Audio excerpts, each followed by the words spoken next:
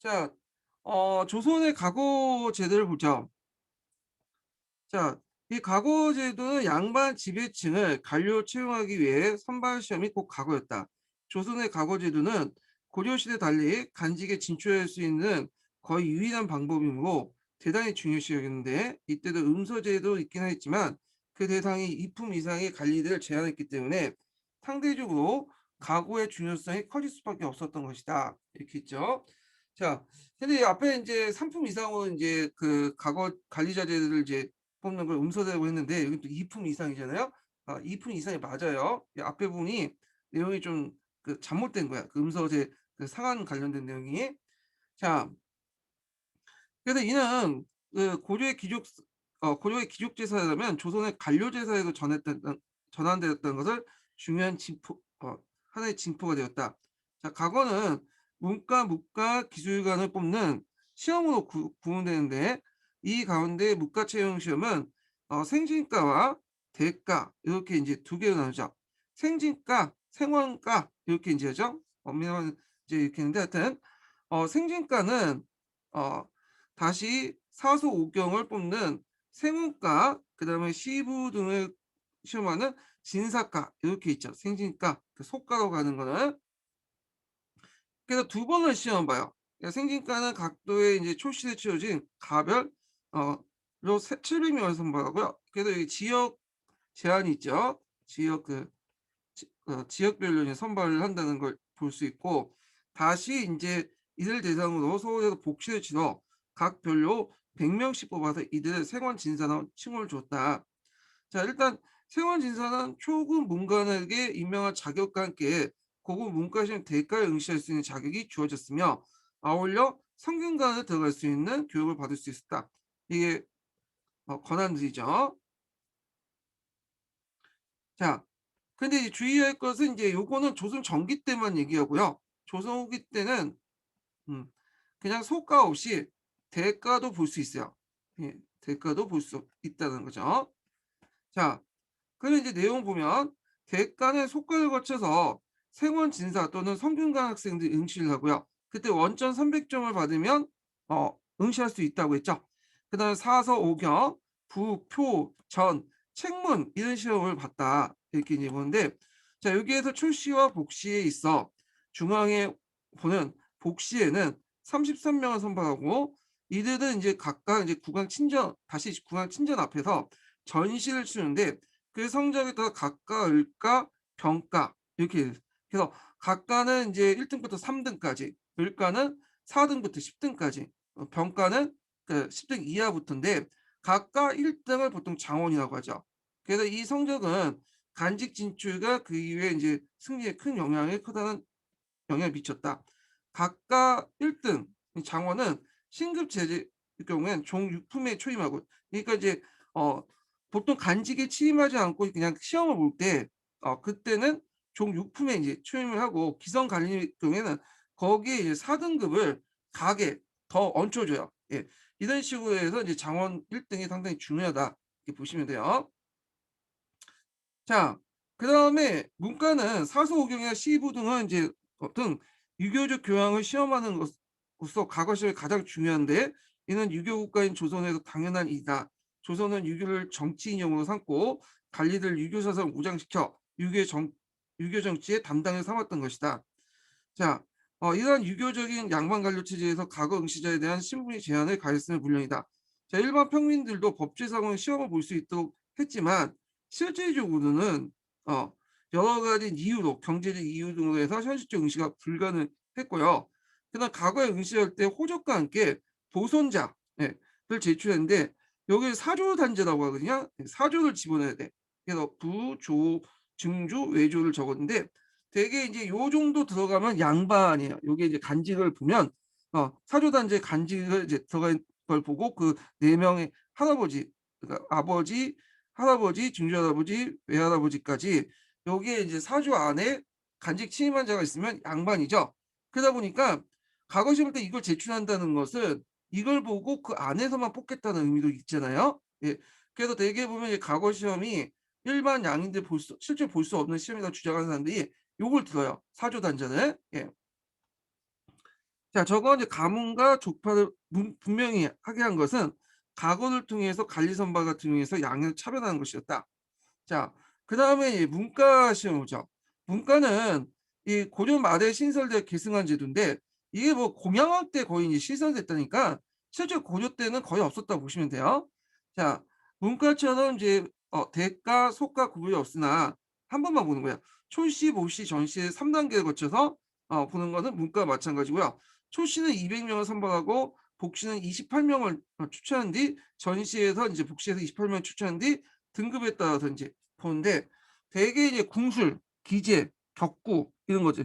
궁술은 인제 활을 쏘는 거고 기재는 말을 타면서 여러 가지 인제 병장기들을 이제 어 다루는 걸 보고 격구는 여러분들이 고려시대 때부터 유행했던 거죠. 그래서 말을 타면서 이게 뭐냐면 일종의 축구를 하는 것이 격구죠. 그 공을 차고 막대기로 해서 하는 건데 폴로하고 비슷하다고 보시면 돼요. 자 그래서 이런 무예를 보는데 그중에 제일 중요시한 것은 궁술이에요. 우리나라 같은 경우에는 이제 주로 전쟁이 나면 산성이나 이렇게 이제 숨어서 인제 칼을 쏘는 게 이제 특화돼 있기 때문에 이 궁술이 되게 이제 뭐냐면 잘해야 돼요. 자 그다음에 인제 예서, 병서 같은 시험 과목이 있었다. 예. 그래서 이제 예전처럼 고려시대처럼 그 무관들이 일자무식이 아니었어요. 나름대로 병서도 읽고 그 한자도 쓰고 그래서 있었죠. 그래서 이제 어느 유식한 사람들이 있어야 유식해야지만 문과에 합격을 할 수 있었어요. 예. 자 하여튼 응시자는 시험 분석 제한은 문과에 비해 약했으며 후에 제도가 해외지에서 천민들도 많이 들어왔다고요. 그래서 인제 들어서 돈을 받고 이제 문과에 합격시키는 경우도 있고 심지어 망과라고 해서 하도 많이 뽑아 가지고 망과라 불렸던 경우도 있었죠. 자 그다음에 이제 기술과 채용 시험 보죠. 이 작가라고 인제 있는데 이것은 해당 관할에 필요한 기술자를 채용하는 시험이에요. 자 그래서 인제 이에 따라 사역원, 전의관, 간사관, 형조들이 각 간서에서 각각 역과 을과 음양과, 율과단 작가의 시험 실시해서 외국어를 보고 의학, 천문, 지리, 유학을 시험 봤다. 당시 기술직은 문무관직에 비해서 잡직이라 해서 그 학문이나 잡학이라 해서 천시되었다. 대개는 중인디 작가를 응시했고 세습하며 기술직에 종사했다. 자 과거는 정기적으로 보는 식량시가 원칙이 있었고 이 밖에 부정기 특별시험이 있는데 나라의 경사가 있을 때는 승강시를 보고요. 그다음에 인제 국왕의 문무에 참배할 때 성균관을 보내는 알성시 그리고 보통 국경일에 보는 별시 등이 있었고 다양한 이제 선발 시험이 있었어요. 자 이런 경우에는 선발 인원에 대한 규정이 없었고 특히 세조시대 때부터 이게 되게 많아졌어. 그래서 오히려 특별 시험이 더 많아져요. 횟수가 증가되고. 그러면 이 특별 시험을 보면 앞에도 언급한 것처럼 원점 점수가 300점 아니어도 볼 수 있어. 심지어는 원점 안 받아도 볼 수가 있어요. 그리고 이 특별시는 되게 누구한테 유리할까요? 지방에 살고 있는 사람들보다 서울에 살고 있는 사람들이 그냥 유리하죠. 그 서울에 살고 있는 사람 중에서도 주로 이제 관리들 관리들 이제 자제들 그런 사람들이 유명해 유리한데 그 이유는 뭐냐면 10 년씩은 딱 정해져 있잖아요. 그러니까 지방에 있는 사람도 '아 이거 보고 나서 이렇게 와서 시험 볼 수 있다.' 해 갖고 이제 그에 맞춰 갖고 이제 올라올 수도 있고 있는데 이 특별시 같은 경우에는 그냥 주일 전에 공지를 나거나 아니면 당일치기로 해 버린 거야. 그러니까 그 당시에 뭐 인터넷이 있나 뭐가 뭐 이게 신문 보도나 이런 것도 없잖아요. 그러니까 서울에 살아도 그 시험을 보는지 모르고 그냥 지나갈 수도 있어요. 예 시험을 정보를 알 수 있는 사람들이 되게 보면 고위직 자제들이라든지 그다음에 뭐 이렇게 관리들 이런 사람들만 알 수 있는 거죠.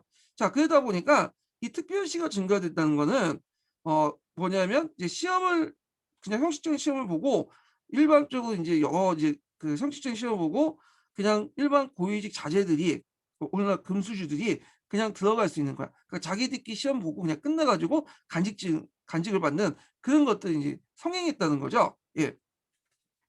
자 그래서 하여튼 이런 것들 때문에 인제 이런 것들이 과거심이 나중에 번질되고 그래요. 예.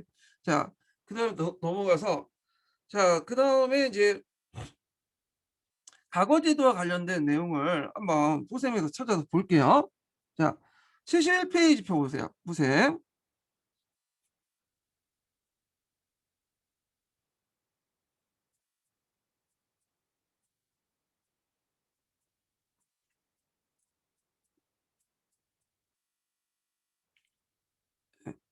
우선 71페이지. 자, 여기 이제 관리 선출 방식을 이제 볼게요. 두 번째 단락을 볼게요. 자, 버스킹 나라에서 대표적인 기는 과거와 음서였는데 정도전이 제정한 입감 보리법에 의하면 이 명칭도 좀 기억을 해두셔야겠죠. 그래서 처음에 입사할 때 들어간 통로는 7개 과목이에요. 문은 문과, 무과, 이과, 역과, 음양과, 의과, 칠과가 있었으며 이 가운데 이과나 역과, 음양과, 의과는 그 기술 관료를 뽑는 작가와 하급 관료직인 임용을 보기 위한 특별 취재단 두 가지로 정비되었다.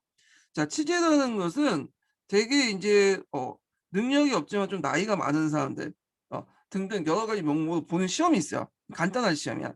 그래서 이런 시험들은 되게 보면 이제 합격하면 좀 하위직 관료들이나 이제 낮은 간직에 있는 수정들로 임명을 해요. 예.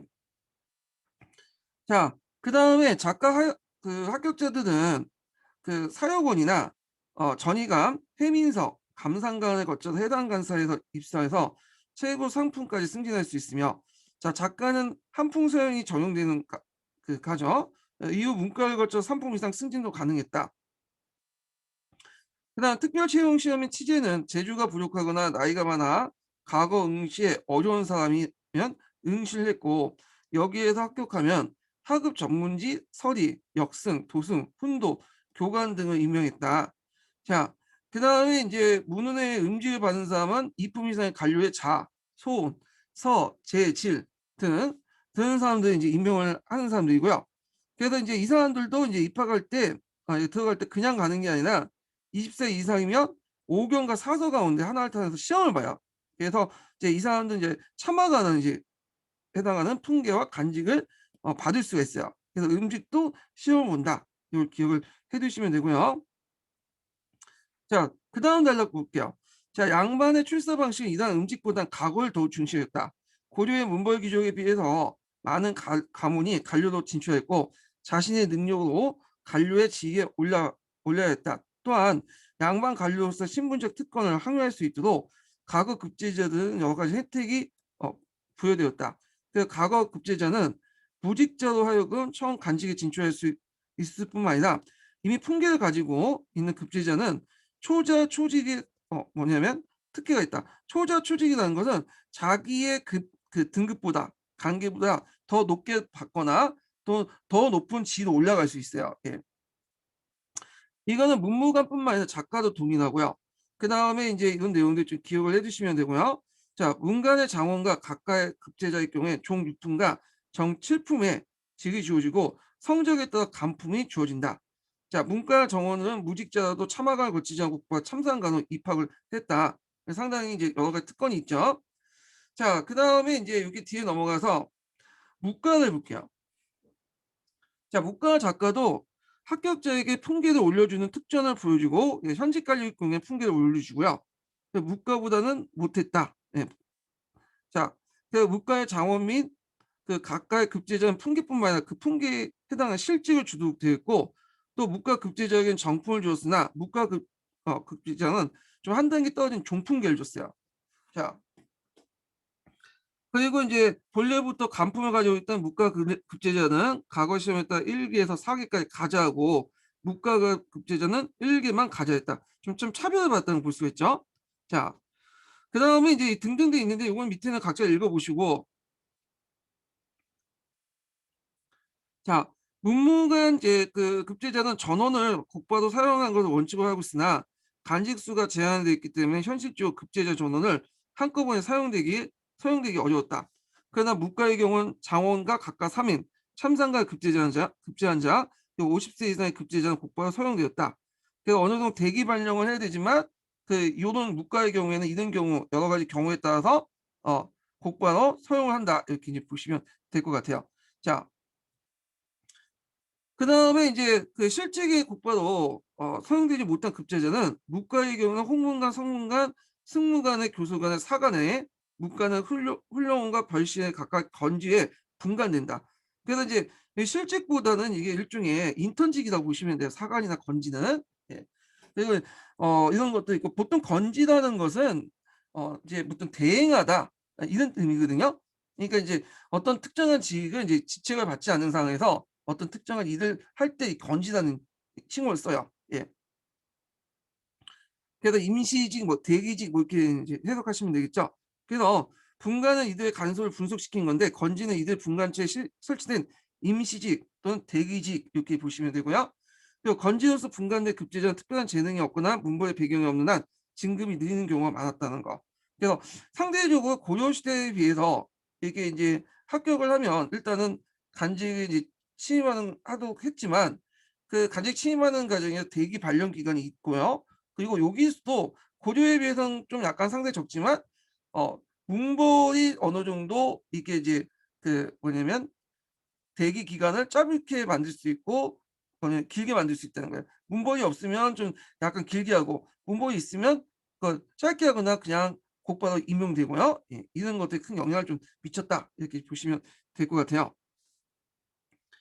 자, 그래서 인제 이 가구와 간직은 어 조선시대 양반층에게 가문과 신분을 지키는 필수 요건이고 이를 획득 위해서 경쟁 가거제가 철폐되고 계속됐다. 그래서 양반이나 지인은 이 가거에 합격하느냐 안 하느냐에 따라서 결정되죠. 그래서 자기를 기준으로 해 갖고 중주 할아버지까지 합격을 못하면 어떻게 돼요? 이거는 양반 지위가 그 상실되는 거예요. 그러니까 적어도 어떻게든 속가는 합격해야 돼. 양반 지위를 유지하려면요. 자, 그다음에 이제 302 페이지 잠깐 넘어가 보세요. 예, 302 페이지.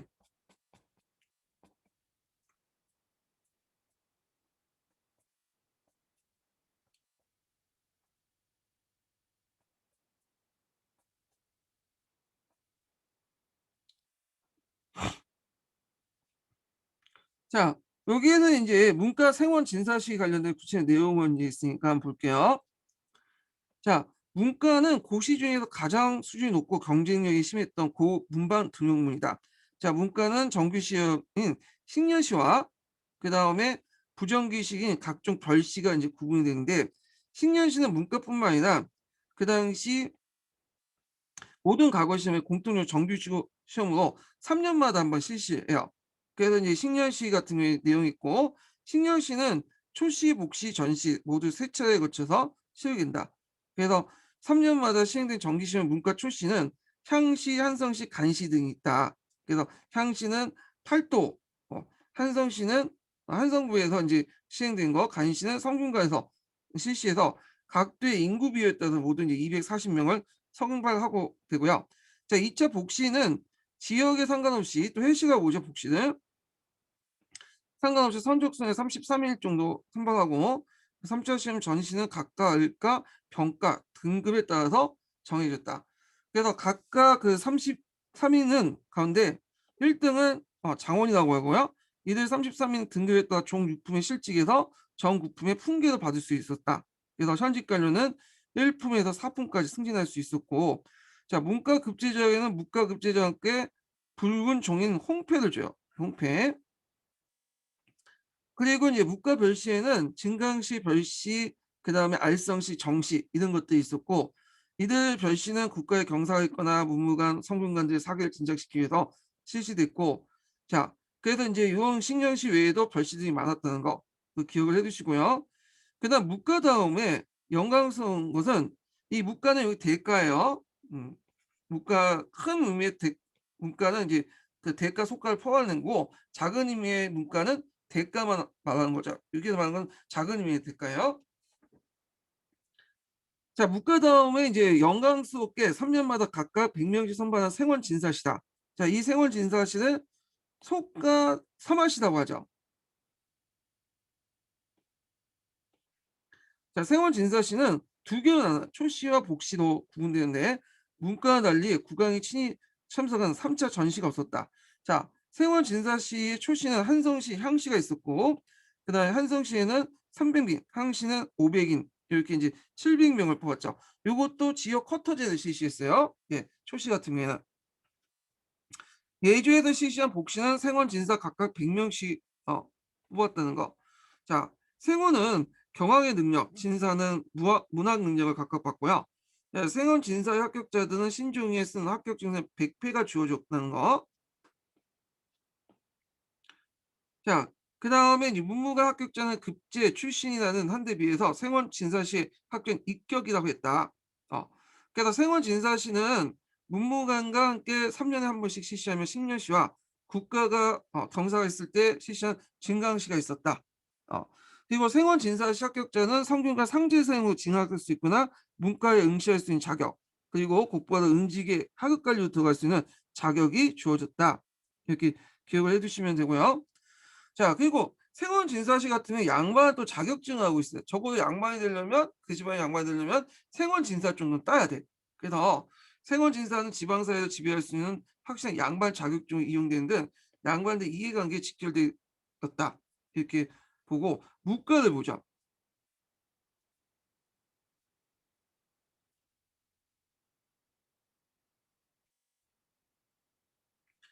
자, 묵관으로 진출하는 과거 시험 무과가 있었는데, 고려 말에 무과가 실시하도록 했으나 왕조의 멸망 실시하지 못하다가 태종 2년 때 시험 실시되었다. 자, 무과에서는 이 문과 마찬가지로 3년마다 실시하는 정기신 신년시와 부정기 시험인 별시가 있었고요.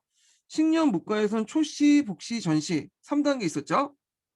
그리고 문과의 생원 진사시 같이 별도의 시험을 썼다. 자, 문과 출시는 훌륭원에 실시한 원시와 각 도별로 이제 실시한 향시가 있었고, 초시에 선발된 190인은 경주에 실시한 복시를 통해서 28인이 됐고, 28인도 이제 왕 앞에 전시를 봐요. 그래서 각과 을과 병과와 등급이 정해졌죠.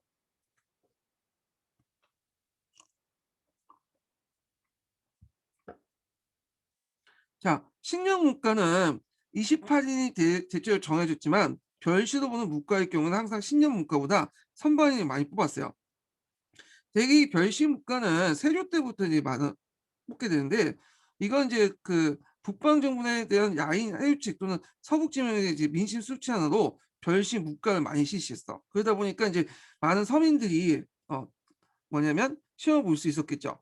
그리고 병방 방어의 기효성 때문에 조선후기에 이르면 주 재정성 이유로 이내 문과 출신자를 양성하는데, 이때 문과가 너무 많다 해서 망과라고 했어요. 망과. 요때 많이라는 의미는 전국에 많이란 많다는 의미예요. 예, 꼭 망명만 의미하는 건 아니에요. 자, 그래서 조선후기 때 문과 별시에는 수백 수천이 급제해서 배출했으며, 신년 문과는 28인이 넘고 숙종에 수백 명이 선발되었다. 그래갖고 이제 이렇게 하다 보니까 문과의 권위가 떨어지고 사회혼란 초래하게 됐으나 국가재정을 보완하고 하층민의 신분 상승을 돕는 계기가 되었다. 이렇게 보시면 돼요. 그래서 이제 이 문과에 합격하려면 조선후기에 들어오면 돈을 납부하는 게 있었어요. 돈을 납부하면 이제 뭐냐면 문과 합격을 쉽게 해줬나 봐요. 그리고 이 당시에는 또 이제 조선 후기는 조선 전기 때는 중인들이 시험을 못 봤다고 했잖아. 근데 조선 후기는 어떤 순간에 이제 중인들도 이제 문과를 보고 이제 양반이 될 수 있는 그런 통로를 마련해 줬나 봐요. 자, 하여튼 그래서 이 문과는 이제 뭐 모든 계층에 상관없이 많이 봤기 때문에 상당히 이제 하층민도 많이 받고 신분 상승의 어떤 돕는 계기가 됐다. 기억을 해두시면 될 것 같아요. 자, 작가는 보죠. 작가는 어 그 역가, 그다음 음가, 그다음 음양가, 율가 같은 네 종류가 있었고, 3년마다 역가 19명, 을가 9명, 그다음 음양가 9명, 그 율가 9명 등 모두 46명이 선발됐다. 역가 중에 한어, 모너, 몽어, 몽고어예요. 여진어, 외어 이렇게 네가 있는데, 특히 대명 외국어가 중요하기 때문에 한어가 가장 중시였고요. 그 역가가 담당한 관청은 사역원이에요. 그다음 의학교육은 의과 시치를 담당하는 전의감이 담당을 했고, 그다음 유학의 교육은 율과 시치를 담당한 형주 교육사가 나왔어요. 요 형주 교육사 관련된 내용이 예전에 기출에 한번 언급됐었거든요. 예, 좀 눈여보시고요. 그다음 음양가는 감상관이 이제 주도를 했어요. 자, 작가는 초시와 복시, 초시가 없고 전시가 없고 초시와 복시만 있고, 그 초시와 복시는 모두 해당 간청의 그 간청의 제조와 예조대 당상을 실시했다. 그래서 이제 있고, 그 다음에 이제 작가의 응시한 사람은 대체 기술관이나 잡학생도였다.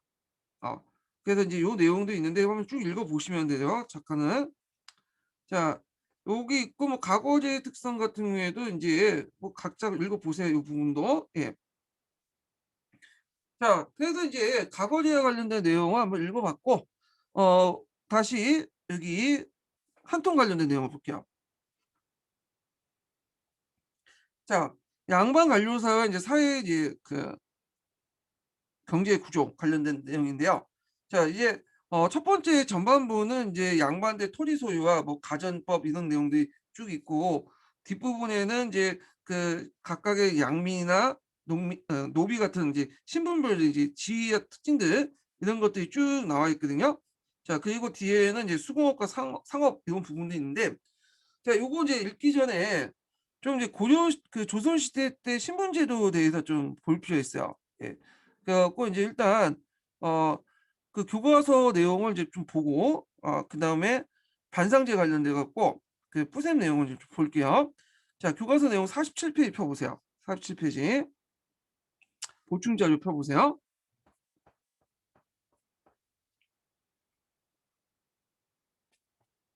아이고 이게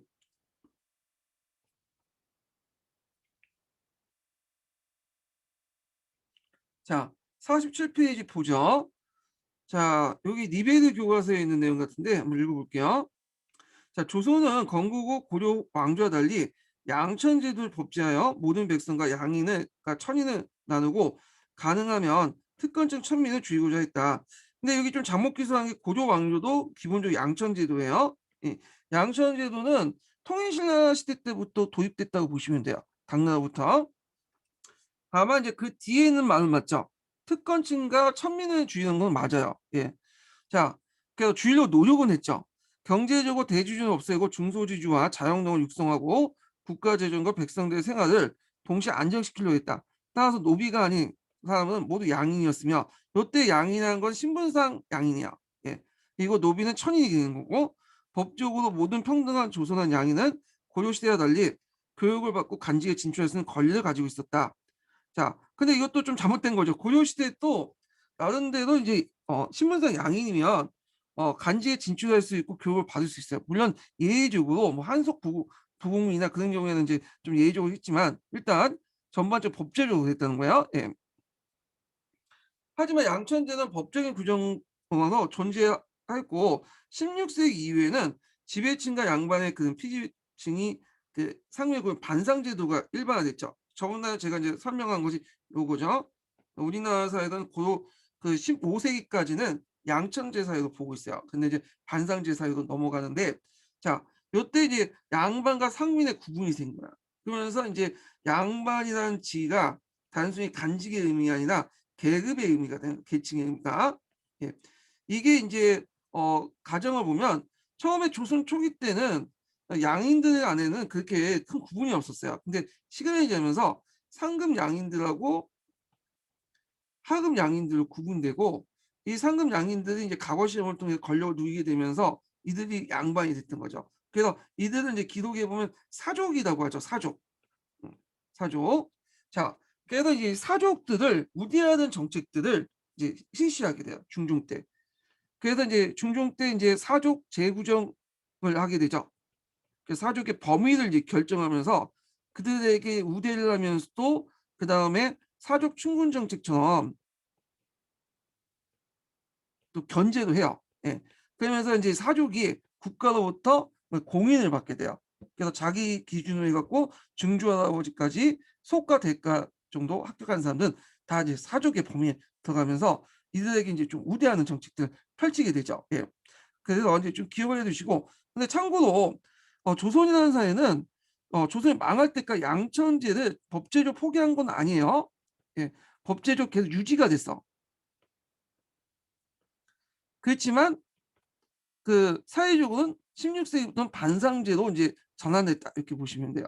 왜 양천제를 법제로 계속 유지를 하려고 했냐면, 일단 양천제가 유지돼야지만 이런 국가가 인력을 동원할 수 있는 체제를 확보할 수 있어. 신분상 양인이면 뭐 군역이라든지 요역이라든지 이런 걸 부과할 수 있기 때문에 신분상 법제적으로 양천제를 유지했지만 사회적으로는 계속 반상제 사회였다. 이렇게 기억을 해 두시면 될 것 같아요. 자, 그래서 현실적으로 양인은 경제력과 가문의 차이에 따라 양반, 중인, 상민의 계층으로 나뉘었고요. 이들은 사회적 지위와 활동에서 커다란 차이가 있었다. 조선시대는 엄격한 신분제 사회였으나 고려에 비해서 신분 간의 이동의 폭이 넓었고 상민도 누구나 과거의 응시를 간직해 나갈 수 있었고 물론 이것도 예외적이지만 좀 있었어요. 양반도 죄를 지면 노비가 되거나 경제적 몰락할 중이나 상민이 되는 경우도 있었다. 이렇게 이제 보시면 되고 그러면 요때 이제 그 15세기 말부터 이제 네 개 계층으로 나눠지잖아요. 그래 갖고 인제 이때 인제 그 중인 계층이 인제 형성이 되는데 이 중인 계층이 15세기 있다가 이제 16세기 넘어가서 분화되고 17세기 중인이라는 용어가 쓰이게 되거든요. 요걸 이제 좀 내용을 볼게요. 자, 이 중인에 대해서 인제 신분제에 관련된 연구가 이제 많은데 통설 얘기하는 거야. 그 두 번째 단락부터 볼게요. 자, 근래 조선은 정기 사회는 사회 이동이 활발한 개방적 사회였으나 양반 독점인 폐쇄 사회라고 볼 수 없다는 주장이 등장했다. 이들은 15세기 양천제 신분사회 지속되다가 16세기 분할되고 이들은 중류 계층의 사람이죠. 이 중간에 있는 계층. 게다가 17세기 때 중인이라는 용어가 널리 사용되기 시작했다.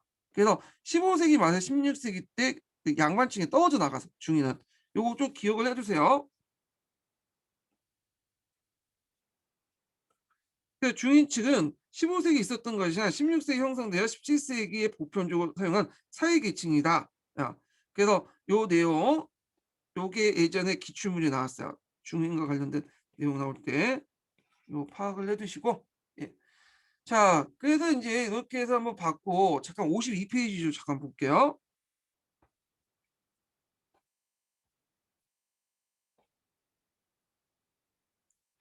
자, 조선 사회는 또 신분에 따라서 인제 그 적용되는 홍벌이 또 달랐어요. 예. 유교 사회이기 때문에 그런데 자, 그래서 인제 요 관련된 내용이 있는데 이거 한번 읽어 보세요. 그 각자. 중요한 내용은 아니지만 이 조선 사회 신분제의 특성을 알 수 있는 그 중요한 내용이니까 한번 읽어 보시고요. 자, 그러면 다시 인제 한국사 통론 내용을 들어가 보죠. 자, 이게 인제 그 보면 인제 양반 관련된 이제 가전제 관련된 내용인데 요걸 좀 볼게요. 자, 양반이 아이고.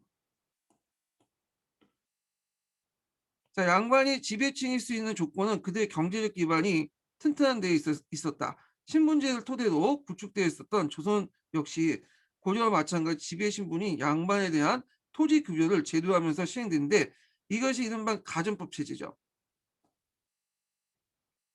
그래서 이 제도에 따라서 이제 조선 왕조는 국가 운영에 직접 관계된 양반 및 여러 직역인들 그리고 그 기구를 통해서 경제적 보장을 받았고 대신 그들은 직역의 봉급을 받았다. 그러니까 쉽게 말하면 이 가전법은 국가에서 일한 대가로 봉급을 받았다 보시면 돼요. 그래서 그 안에는 이제 관리들도 있을 거고 왜냐하면 관리는 아니어도 국가의 역을 담당하는 사람도 다 존재를 하겠죠. 예. 그래서 여기에서 가전법 체제에서 뭐냐면 땅을 지급받고 경제적인 보상을 받았다. 이렇게 보시면 돼요. 물론 이 가전법 당시에 이제 땅은 수조권이에요. 소유권을 준 게 아니죠. 자, 아까 인제 요 가전법 관련된 내용을 한번 정리를 좀 해 볼게요. 요게 좀 약간 설명이 잘 안 돼 있어요, 여기서는요. 예. 그래서 인제 32 페이지 기본 교재 좀 볼게요. 기본 교재 32 페이지가 아니라 이건 뒤에 얘기고 경제사 관련된 내용을 좀 볼게요. 기본 강의 교재 중에서.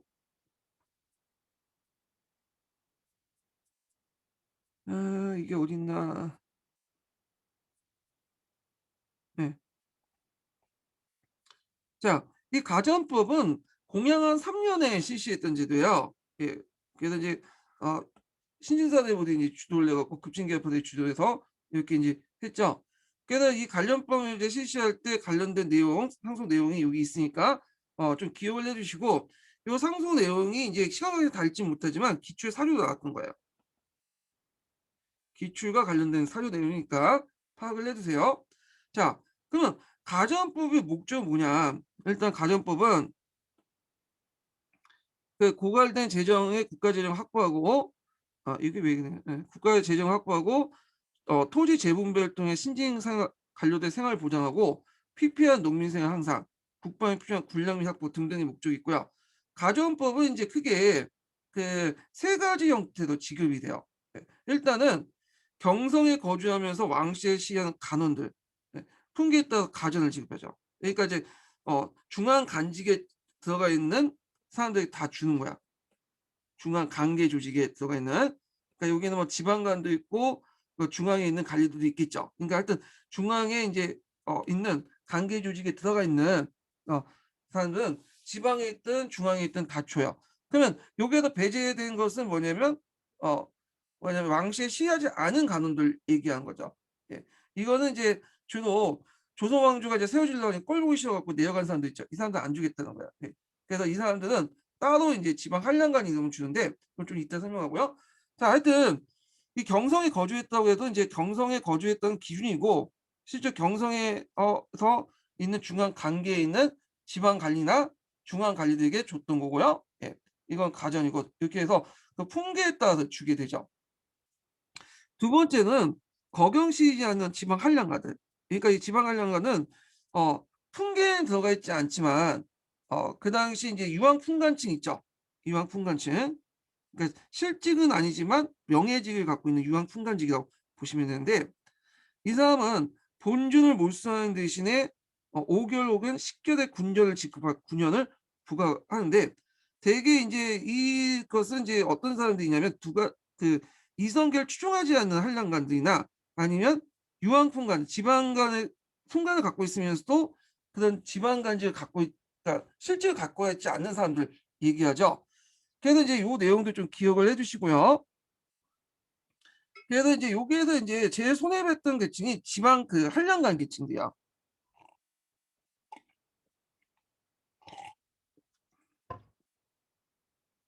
그래서 이 지방 한량간들은 어 자기 토지를 뭐냐면 있긴 있어요. 근데 이제 종전에 이 지방 한량간들 그러니까 유황풍간 뭐 지방 토착 세력들은 그 당시 인제 농장을 가지고 있었거든요. 근데 수조권에 입각한 농장들은 다시 인제 한수에서 뺏었고 그리고 다만 소유권에 입각한 땅만 인정을 봐준 거야, 사육 땅만. 그래 갖고 이때 본존을 몰수했다는 것은 소유권이 아닌 수조지를 몰수했다는 거야. 네. 가산의 그 사 수조지를 몰수를 했다는 거죠. 자기가 직급을 이제 받지 않는데도 그 받은 수조지를 몰수하고 소유권만 인정해 줬어요, 소유권만. 이런 의미로 해석을 해야 돼요. 그리고 소유권 인정하고 거기에다가 군전을 지급했다는 거는 따로 별도의 그 토지를 지급하는 게 아니라 자기 토지에다가 군전이라는 명목으로 면세지를 설정해 줬다. 이렇게 보시면 돼요, 면세지를. 예. 그래서 이 사람들은 군역의 의무를 짊어지기 때문에 되게 지방 한량가들은 그 지방에서 어 어떤 이제 기병이나 이런 이제 뭐냐 군대를 이끌면서 그런 사람들이 되게 많았거든요. 그래서 이 사람들에게 군전을 지급하면서 일종의 면세지를 설정해 줬어요. 예. 그래서 인제 군역을 부과를 한 거죠. 그래서 이성계를 추종하지 않은 한량간의 중소치중을 평준화시키고 군역에 부과한 만큼의 그냥 경제 기반만 마련해 주는 거야. 자 요걸 기억을 해 두시면 될 것 같아요. 예. 그래서 군전은 실제로 수조지를 준 게 아니라 자기 토지의 수조권 형성됨으로써 면세지를 이제 설정해 준 토지다. 이렇게 기억을 해 두시면 되고 근데 이 군전조차도 나중엔 없어져. 예. 그래서 이제 태종 때 되면 이제 이 군전을 거의 유명무실화시키는데 왜 그러냐면 태종 때 뭐 양인계명제 뭐 확립한다면서 이 군전을 더 이상 지급하지 않아요. 왜냐면 똑같이 뭐 군대에 가서 있는데 어떤 사람은 어 그냥 가고 어떤 사람은 군전 지급하고 가고 이게 맞이야 이게 형평성이 안 맞잖아요. 그러다 보니까 이제 양인 개변제에서 인제 이 사람 다 똑같이 국민으로서 군역을 지기 때문에 따로 보상할 필요 없겠다 해서 군전을 지급하지 않아요. 예. 그래서 이제 그렇지만 이제 가전법 이제 초기 때 그렇다는 거죠. 이게 두 번째고 그래서 이제 이 지방 한량가는 제일 가전법 안에서 손해를 봤던 계층이에요. 그래서 이제 그 내용이 뭐냐면 어디에도 나와 있냐면 이제 조선왕조 실록에도 나와 있거든요. 예. 자 근데 어떤 분은 이제 가전법 사전 경기의 원칙에 의해서 "경기 지역에만 사전을 지급해야 되지 않냐. 근데 군전은 외방 지역 아니냐." 이렇게 인제 하시는 분도 있어요. 예. 근데 이거는 예의 조항을 뒀어.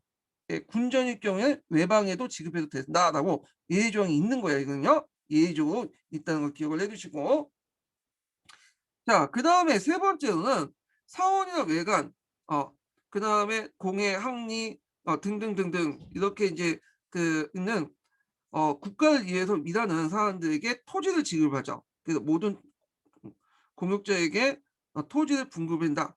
자 그런데 여기에서 인제 항리는 처음에는 외역적을 지급했다고 했죠. 근데 이게 나중에 세종 때도 항직이란 자체가 인제 일종의 직역 일종이니까 주지 않아도 된다 해 갖고 빼버렸어요, 요거는요. 그럼 여기에서 인제 정리해 보면 일단 첫 번째 지급 대상은 중앙 관계 품직을 관계직을 갖고 있는 지방 관리나 중앙 관료들에게 줬고, 두 번째로는 중앙 관계의 그 관직을 실제로 갖지 않더라도 뭐 지방 한량관들 있죠. 유황품관층들. 그래서 이들에게 인제 자기 소유지만 인정해 주고 그 안에서 군전을 지급해서 면세지를 설정해 줬다는 거.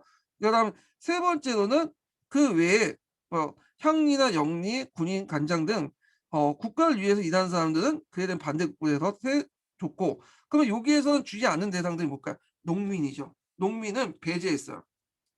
그래서 가전 부분에서 농민을 얘기하는데 농민한테 뭐 크게 도움이 된 것처럼 얘기를 하는데 실제 농민들에 주어진 건 아니에요. 이 농민은 왜 주어지지 않겠어요? 당연히 국가에 대해 일을 안 하니까 줄 필요가 없겠죠. 예. 농민은 줄 대상이 아니라 수조의 대상이에요. 그러니까 그 세금을 갖다 바치는 대상이죠, 이 사람들은. 자, 그다음에 전조 결당 최고 30도를 인제 통일하고 그중에 10분의 1을 조를 받아서 그 가운데 15분의 1을 국가에 납세를 한다. 그래 갖고 인제 10분의 1을 세금을 거둔 다음에 그중에 15분의 1을 국가에 납세해요. 그래서 10분의 1을 걷는 것을 조라고 하고요. 그다음에 그중에 국가에다 갇힌 세금을 세를 난 거죠. 여기서 합쳐 조세라고 하죠. 예. 근데 지금은 뭐 조세의 의미가 구분 없이 썼지만 지금은 그때 당시에 이렇게 구분해서 썼어요. 예. 그러다 보니까 수조권은 어 그 당시 개인이 가지고 있는 수조권은 다시 개인이 이제 수조를 내가 걷게 되죠. 그래서 수조권 기속에 따른 사전과 공조로 구분이 돼. 앞에서 언급한 것처럼 개인이 직접 걷어 가지고 하는 건 사전이고, 그다음 국가기관의 수조권 형성되는 공전이죠. 야, 그러니까 공전해 주는 국가가 사전에 수는 조는 개인이 징수한다. 그래서 보통 사전은 경기 지역에서만 이제 가고 또 경기 외 지역에서 이제 설정이 되죠. 자, 그리고 사전은 경기도 해양에서 직산자의 고하에 따라서 1가에서 150견, 8가에서 10견까지 땅을 지급하여 1대1 하나만 한다. 그래서 원칙적으로는 세습이 안 돼요. 세습이 안 되는 토지인데 요것도 예외가 있죠. 수신전이나 분양전이나 명목으로 세습되는 경우도 있었다. 이렇게 보시면 돼요. 그러면 왜 사전을 경기도에서만 지급하도록 했냐? 그럼 고려시대 때 건물 세력들이 이제 경기 외방 지역에 장원을 확대하고 국가가 통제를 안 되니까 이거 안 되겠어 이제 사전을 경기도 안에서만 지급하도록 했어요. 물론 예외적으로 뭐 또 경기 밖의 지역에서 이제 뭐냐면 지급되는 경우도 있지만 다시 한원돼서 경기 지역에서만 지급하도록 했고, 이건 조선이 망할 때까지 계속 유지가 됐어요. 예. 그래서 사전이 지급되는 그 지역을 경기도라고 했죠. 경기도.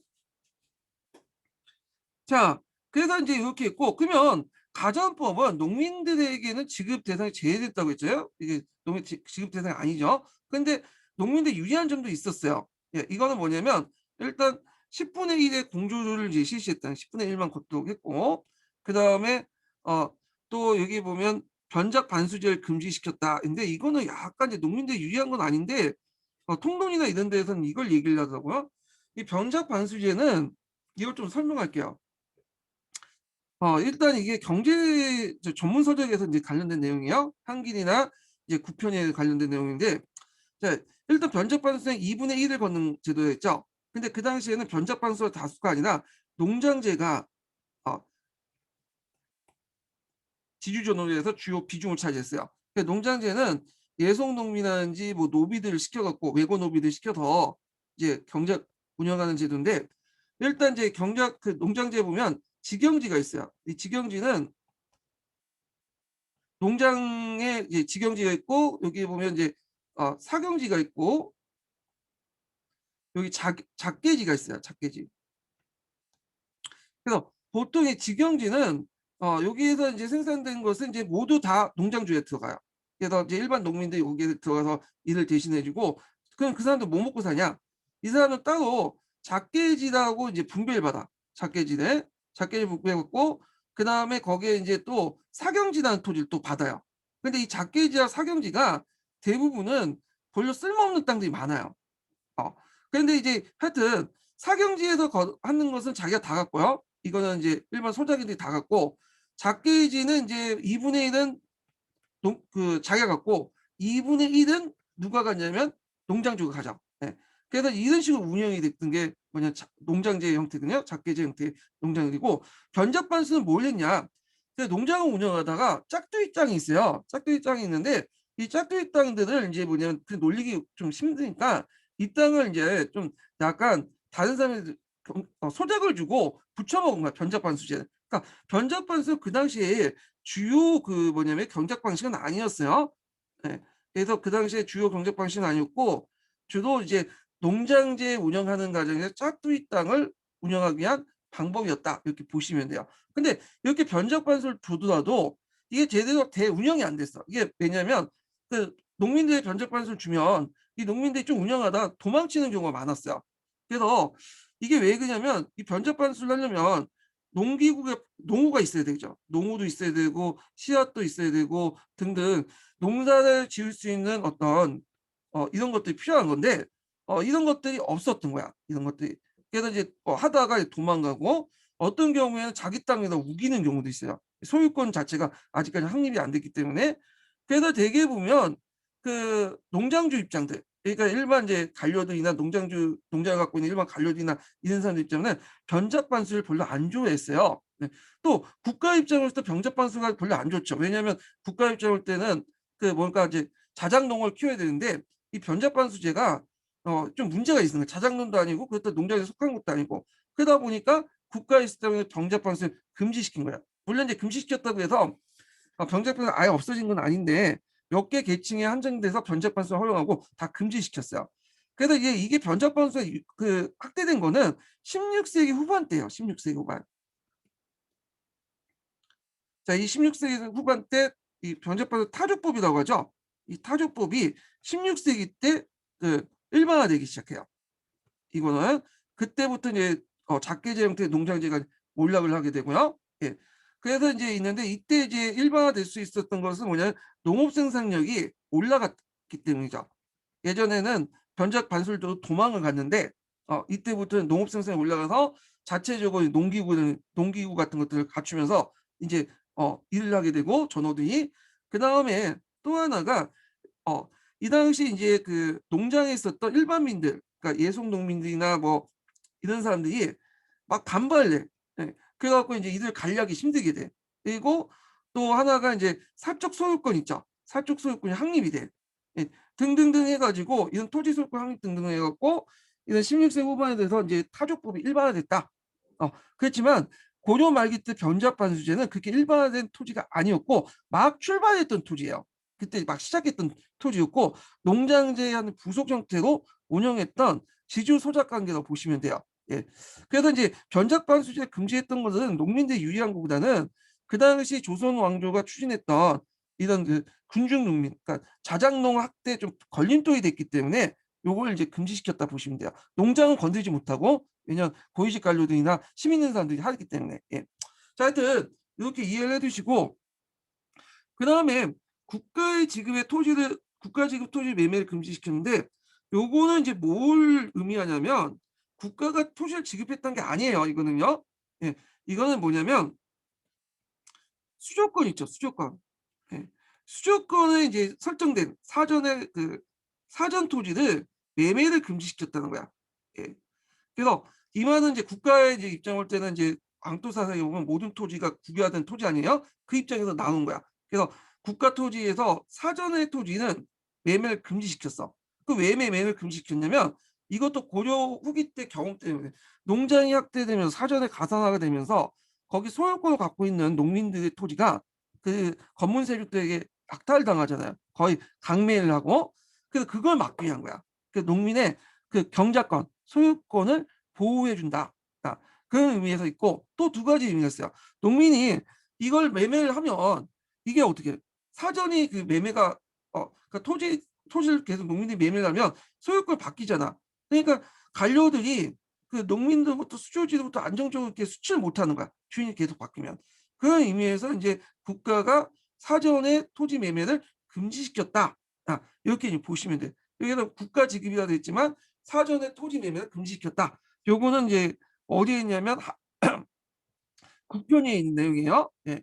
그래 갖고 통론회에 있는 경제사 관련된 내용이 좀 약간 잘못된 부분들이 많기 때문에 제가 국편이나 다른 거에서 좀 얘기를 했어요. 이 부분에 대해서. 자, 그러면 가전법에 관련된 내용은 한 개는 이제 경자 유전의 국민분배가 아니라 수조권의 재분배에 불과했고, 가전, 수신전, 후량전 등 전차 세대에서 공신관리의 증가로 사전의 부족을 초래했다. 이렇게 이제 보시면 될 것 같아요. 자, 결과적으로는 건물세족들이 강점하고 있는 사전이 혁파되고 국가 지배 공존이 증가됐다. 예. 그래서 이제 이렇게 있고, 그다음 신진관료의 경제적 토대를 마련했다. 이렇게 큰 결과를 낳게 되죠. 자, 그러면 이제 구체적 내용을 볼게요.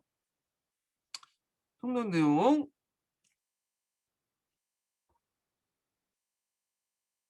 자, 여기에서는 가전법, 이제 직전법, 간수간급제 이렇게 이제 내용이 있는데 내용이 좀 간략해요. 그래서 이거는 뒤에 그 푸셈 내용에서 좀 약간 정리하면서 또 볼게요. 자, 일단 한번 읽어보자.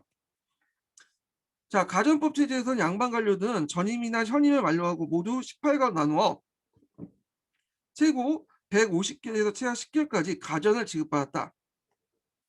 자, 가전은 경기 지방에 한해서 분급하였는데 이것은 모두 양반들의 원칙상 왕경주의에 경계 거주하면서 왕실을 수위한다는 정치적 원리에서 나온 거지만 이건 그냥 원칙일 뿐만 아니고, 근데 실질적으로는 고려 후기 때 이제 경기 이해 지방이 이제 사전에 성장해 갖고 농장이 형성이 됐잖아요. 이걸 방지하기 위한 거야. 그래서 고려 말에 사전 폐해를 수습하고 지방세가 억제를 위해서 비롯되었다. 이 가전은 일대안에서 함으로써 세습이 허락되지 않는 것이 원칙이지만, 가전은 지급받았던 관리가 죽었을 경우 그의 처가 제거하지 않으면 수신전이나 그 다음에 또 어린 자녀들이 남을 경우에 후양전이라는 명목으로 사실상 세습이 가능한 토지다. 그래서 이제 수신전과 후양전을 없앤 것이 현직 관료에게 준 것이 직정법이죠. 직정법 뒤에 나와 있는. 자, 그다음에 이제 또 보면 또 가전의 대상은 이제 또 뭐냐면 그 법제적으로 이제 세습을, 그러니까 가전의 대상은 두 번째 가전의 대상 한량간지예요. 그러니까 비관료 양도의 급진형 취해진 형태 지방에 걸려는 한량간지 1년 중 일정 기간 부경 시행하는 조건으로 궁전시인데, 이때 부경시는 서울에 올라와서 시위를 하거나 또는 지방에서 군역을 담당한 거야. 예, 군역을 담당하는 조건으로 뭐냐 군전을 지급해요. 자, 이 군전이라는 것은 실제로 수조권을 지급한 게 아니에요. 이거는 자기 토지의 수조권을 설정했기 때문에 이건 실제 면세지를 한 거야. 그래서 자기 토지 본전, 요때 본전은 소유권을 가지고 인정받는 본전이죠. 거기에 이제 그 소유 그 크기에 따라서 이제 뭐냐면 군전을 지급해서 소유 면세 면세전은 면세권을 이제 행사할 수 있도록 이제 면세지를 설정해 놓은 거죠. 근데 이제 앞에서 언급한 것처럼 요런 조치는 일단 그 한량간들 되게 한량간 되게 불리해. 예전에 한량간들은 지방에 이제 토호세로서 여러 가지 권리를 가지고 있었는데, 일단 이들 왜 불리하냐? 예전 사전에 가산화된 토지들 있죠? 이 토지들은 다 뺏겼어. 그래서 있고, 두 번째 남의 토지를 뺏은 토지 있죠? 강제로 뺏은 토지도 뺏겼고, 그 다음에 예전에는 면세권이 완전히 다 갖고 있었는데 이제 면세권이 그 자기 소유지만 대상으로, 본전만 대상으로 뭐냐면 한해서만 면세권이 형성이 됐죠. 그러니까 이제 국가 권력 입장일 때는 너희들은 이제 수주지 인정 안 하고 소유지만 인정해 주겠다는 거야. 소유지만 너네 가지고 있는. 그리고 면세권 다 인정하는 게 아니라 분역을 대가로 본전만, 본전에서 면세지만, 그러니까 본전에서 군전에 그 해당하는 것만 인정해 주겠다. 그래서 그냥 분역을 할 수 있는 경제적 조건만 인정해 주겠다는 거예요. 예. 그러니까 이제 제일 손해를 봤던 계층이죠. 자, 이 밖에도 가전법 체계는 왕궁 소유의 이제 그 내수상전, 그 중앙지방자치의 아록전, 그다음에 공수전, 그다음에 학전, 그다음에 4차 사원전의 토지 지급도 있다. 기관에게 주어진 것도 있고, 그다음에 이제 여기는 언급돼 있지 않지만 국가의 역을 담당하는 사람들이 또 주어진 것도 있고요. 예. 자, 양반은 자기 가전의 경작부터 10분의 1의 세우대 전조를 징수했는데, 이 밖에도 뭐 곡물이라든지 여러 가지 기타 작물들 무상으로 받았으며, 실제로 그 수익이 많았다. 그다음에 사전주, 그러니까 수조권이 개인이 갖고 있는 사전주는 자 경작자로부터 생산의 10분의 1을 전주를 받아서 그 가운데 15분의 1만 지세로서 국가에 납부하게 됐으니 양반에 의한 농민의 재비는 이런 제도를 위해서 보장받았다. 그래서 이제 요거 때문에 나중에 이제 문제가 생기니까 간수 간급제를 실시해서 직접 이제 간에서 받기도 하죠. 예. 그래서 이제 점점 이제 그 양반하고 농민의 관계, 전주 전국 정객제의 관계를 좀 떨어뜨리려고 해요. 뒤에 좀 설명을 하겠는데 자, 그러나 양반들은 경제 기반은 국가로부터 지급받은 가전 등의 토지 근친이 아니라 가전 등 국가에 지급한 토지는 간직 및 직역에 걸분해 수조권을 지급한 거지 그 외에도 양반들은 농민의 사적 토지를 소유하고 있었어요. 자, 이 양반들이 지배하는 사적 토지는 후에 이제 집정법을 실시하거나 집정을 폐지하는 과정에서 더 확대되죠. 그래서 특히 전주 정객제가 이제 거의 이제 없어진 그 이후에는 더 확대가 돼.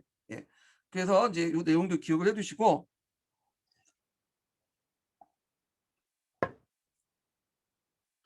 자, 그들은 자신의 사유지를 노비노동을 이용하거나 어, 경작하거나 또는 빈농, 무종농민에 대하여 경작하여 수하게 반문한 변작반수제를 경영했다.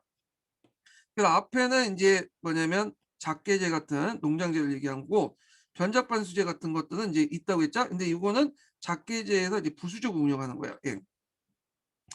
그래서 이러한 토지는 농장이라고 하는데 농장은 여기에서만 해당해요. 예. 요 부분 앞부분에 자, 그래서 농장에 불렸는데 양반이 신분적으로 농민을 지배할 수 있는 기는 여기에서 말입니다. 그래서 이와 같이 조선정의 양반은 가전의 전주로서 그리고 사전의 지주로서 존재했던 것이다. 자, 그 다음에 이제 가전법 다음에 이제 보면 직전법을 볼게요. 직전법.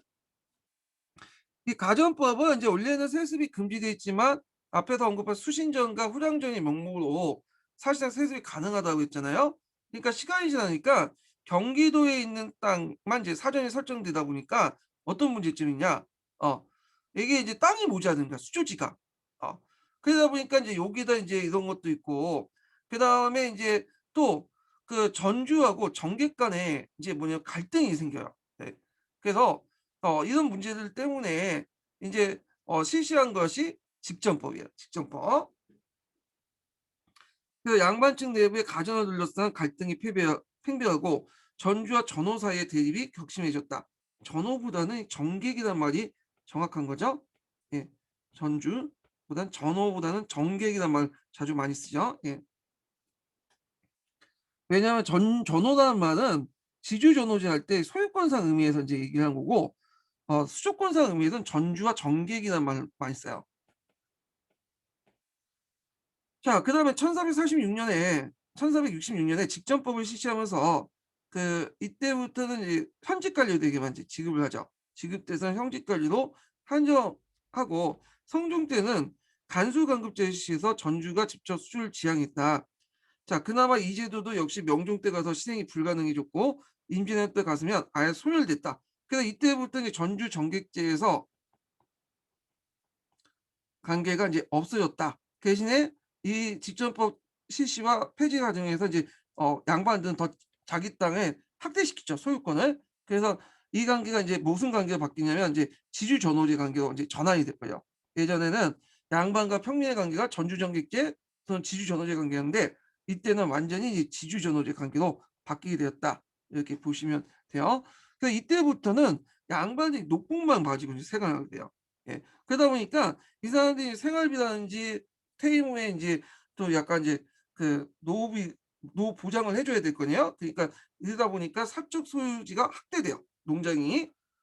그래서 농장이 확대되면서 이제 암당 위축도 가속이 되고 16세기 중반까지만 해도 그때 농장이 극성기였는데 요때 이제 우리나라 인구의 40%가 노비였다는 설도 있어요. 예. 그럼 양반 관료도 있으면 이렇게 보시면 되고요.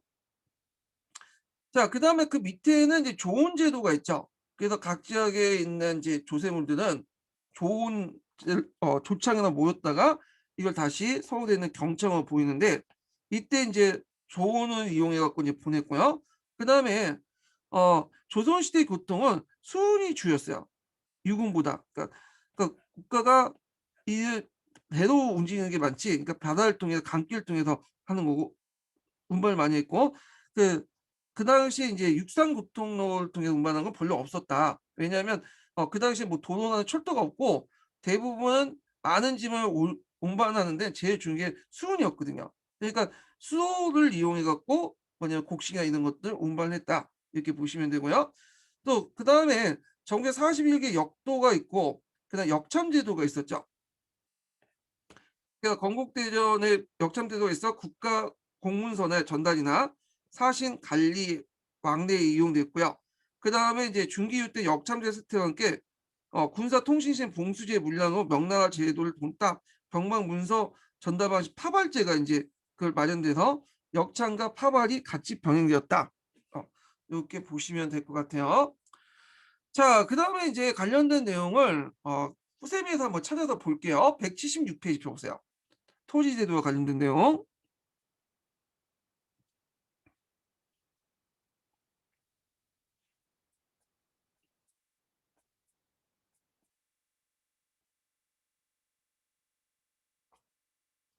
자, 토지 제도 관련된 내용을 한번 읽기 전에 제가 인제 어 첫 번째 세 번째죠. 세 번째 인증번호 알려드릴게요.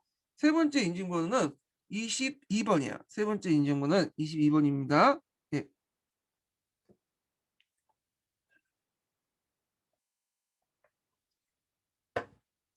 근데 일단 읽을게요. 예. 좀 예매해 가지고 잠깐 지금 43 분이죠. 예. 좀 읽다가 시도하죠. 예. 자, 가전제도의 특징을 볼게요. 자, 가전제도는 그 고려 말기 때 수조권 확보를 둘러싸고 신구 관료 간의 대립, 그리고 수조권자와 납조자, 그러니까 수조권을 전주라고 부르고 납조자를 정객이라고 부르죠. 이런 사람들의 대립 등등해 갖고 이 사전 문제를 처리하고 해결해서 이제 국가 그 재정을 확충하는 목적으로 실시한 토지 분급 제도예요. 그러니까 종교와 전시가 체제가 문제가 생기니까 가전법 체제로 이제 뭐냐면 바꿨다, 이렇게 보시면 되겠죠.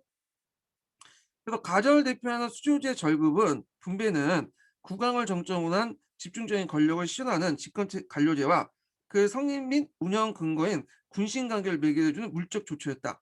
자, 이것이 핵심의 핵심은 지배층이었고 통치자의 사가 피지배층이고 생산적인 농민에 대한 지배와 수치를 정치적 경제적 보장을 해 주는 것이다. 자, 그다음 뒤에 넘어가서 자, 여기 보면 이제 가전법의 대상이 쭉 나오는데요. 자, 가전의 수요자는 모두 사대부였다. 그래서 국왕 국가의 가전 분고를 통해서 사대부 양반들의 요구를 요구하는 것으로 충성을 대하는 신료로서 직역 공급이다. 그래서 신료의 충성은 통일 권력의 지속을 불가분의 요소였다. 그래 갖고 인제 이렇게 해서 인제 했는데, 그래서 이제 이 조선의 가전은 일단은 첫 번째 대상은 사대부들이 인제 대상을 하고 있다, 이렇게 좀 보시면 될 것 같고요. 그다음에 두 번째는 이제 외방 주권의 군정을 설치해서 한량간들에게 임명한 거, 그래 갖고 인제 있고, 그다음에 또 인제 여러 가지 기관이라든지 그다음에 또 역을 담당하는 사람들 줬죠. 뭐 이런 내용들이 쭉 있어요. 예. 자, 그래서 인제 요렇게 있고, 가전은 인제 여기 잠깐 예. 가전 마지막 줄 볼게요. 가전은 양반 관료들의 경제적 보장을 위해서 18가를 구분하고 현임과 퇴임을 물려하고 말용하고, 그러니까 퇴직자도 줬다는 거야. 그래서 10개월에서 50개월까지 지급되었으며 경기 지역에 국한돼 분급되었다. 그래서 이걸 이제 사전 경기의 원칙이라고 얘기했죠. 사전은 경기 지역에서만 한정해서 줬지만 예외적으로 군전만은 제외예요. 이거는 어 제외시켰다, 이렇게 기억을 하고, 요때 군전은 수조권이지만 실제 면세권이라고 보시면 돼요. 면세권. 예. 자, 그래서 밑에 이제 군전이 있죠. 그래서 요 군전 같은 경우에는 경기화돼서 외방에 이제 설정이 됐어요. 외방에. 이것은 완전 사전 경기 원칙이 적용되지 않았다, 이렇게 기억을 해 두시면 돼요. 자, 이러한 토지의 점유자들은 소유 경작자, 그러니까 정객에서 전조의 수확의 10분의 1, 그 1결당 30두씩 지결하고 그 가운데 이두를 떼서 세단 명목으로 국가에 납부를 하게 된다. 그래서 인제 이들 지배 신분층은 수조권자의 전주와 피지 배 신분층인 소유 경작자에서 정객으로서 수조상의 공동률을 설정한 조치였다. 자, 이렇게 인제 등등이 있고요. 그 밑에 있는 내용도 쭉 읽어 보시고, 자, 근데 이제 그럼에도 불구하고 전주 정계 갈등이 계속 일어나요. 예. 그래 갖고 인제 왜 일어나냐 하면 여기 보면 인제 정주가 이유 없이 정계의 소경전을 탈취하는 경우가 있어요. 예. 그래서 인제 이걸 이제 금지시켰는데 어 이거 뒤에 있네요. 이거 뒤에 좀 얘기할게요. 이건 또 다른 거예요. 예. 요거는 인제 뭐냐면 그 소유권 자체를 보존하기 위해서 이걸 금지시켰는데 이거는 이제 소경전을 탈취하는 것은 행위가 빈번히 발생 이를 금지시켰으며 그래서 이제 이건 고려시대 때 상당히 많았죠. 그래서 조선시대에도 이런 것들이 좀 있었나 봐요. 그래서 이런 것들을 이제 금지시키기 위해서 이런 조치를 취했다는 거죠. 그다음에 동시에 경장농민, 납조농민이 토지에 묶어두기 위해서 정계의 마음대로 자기 소유를 처분하지 못하게 했다. 아까 얘기한 처럼 이제 요거 특히 경기도 지역의 사전에서는 처분하지 못하도록 했어요. 예. 매매를 못하게 했죠. 그러니까 매매를 못한다는 건 소유권을 제한한다는 의미예요. 소유권의 제 권리 중에 매매 권리가 있잖아요. 예. 그래서 이제 이거 못하겠어. 그 못한 이유는 두 가지라고 했죠. 아까 얘기처럼 이제 뭐냐면 고려시대 때는 이제 뺏을 수가 있고 강제로. 두 번째로는 그 당시 인제 아 다른 데로 또 토지를 팔고 하면 이게 사전을 확보할 수가 없죠. 정확한 이제 그 정객을 확보할 수 없으니까 이런 문제 때문에 소유권을 제한을 했어요. 자 뭐 이렇게 인제 있고 그다음에 인제 그 사전은 공신력을 제하고 세전될 수 없으나 이 공신력은 이제 국가에 공을 세웠던 사람들을 준 토지인데 이거는 세전이 가능해요. 근데 실제로는 세전이 되었다. 그래서 수신전과 후량전이란 것이 사실 그것이고 이는 결국 세전 과정의 법제적 단계에서 공인한 처사였다. 자 그래서 이제 요것 때문에 어 분급과 회수가 제대로 이루어지지 못하기 때문에 이를 복원해서 징구 최소법이라 해서 타인의 신고를 하면 그에게 분급하는 제도가 있어요. 이게 그래서 인제 수신전과 후량전은 이제 원칙이 아니라 편법이죠. 편법을 통해서 세습을 하고 하기 때문에 이게 분급과 회수가 잘 안 됐어. 그래서 이런 편법 등이나 불법 사항을 찾아내는 사람들에게 그 뭐냐면 이 토지 자기가 신고한 토지를 뭐냐면 자기가 분급을 받을 수 있도록 하는 제도가 징고체수법이라는 그 제도가 있었다는 거죠. 자 그다음에 이제 내용을 이제 좀 보면요. 예. 여기는 여기서 좀 끊어야 될 것 같아요. 예 여기에서 좀 쉬었다가 어 그다음에 인제 그 다음으로 진행이 될게요. 예. 좀 쉬었다 하겠습니다.